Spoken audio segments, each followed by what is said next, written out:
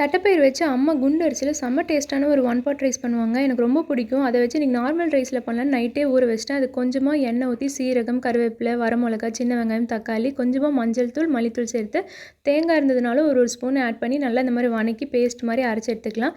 தட்டைப்பயிறு 8 மணி நேரம் ஊறினது நல்லா ஊறிடுச்சு. இப்போ ஒரு குக்கரில் கொஞ்சமாக எண்ணெய் விட்டுட்டு கடுகு, கருவேப்பிலை, வரமிளகா, பெரிய வெங்காயம் போட்டுட்டு அரைச்சி வச்சு இந்த பேஸ்ட்டை ஊற்றிட்டு தட்டைப்பயிரை ஊற வச்சிருந்ததையும் அரிசி ஊற வச்சிருந்ததையும் ஆட் பண்ணி நல்லா அரிசிக்கு தேவையான தண்ணி ஊற்றி கொதி வந்ததும் குக்கரை மூடிட்டேன். சௌச்சௌ வச்சு எப்பயுமே பொரியல் தான் பண்ணுவேன். இன்றைக்கி டிஃப்ரெண்ட்டாக ஏதோ ட்ரை பண்ணுறேன்னு சொல்லி மசால் தடவி ஃப்ரை பண்ணால் அது ஒட்டவே இல்லை. 2வது மசால் தடவினேன்.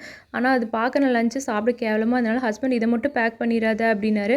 நானும் என்னடா இதை பண்ணுறதுன்னு சொல்லிட்டு ஓரமாக எடுத்து வச்சுட்டு குக்கர் ஓப்பன் பண்ணுறேன். மேலே ஃபுல்லாக கருகுனமாக இருந்தது. சாப்பாடும் சொதப்பிடுச்சோ அப்படின்னு சொல்லிட்டு மிக்ஸ் பண்ணேன். நல்லா தான் இருந்தது.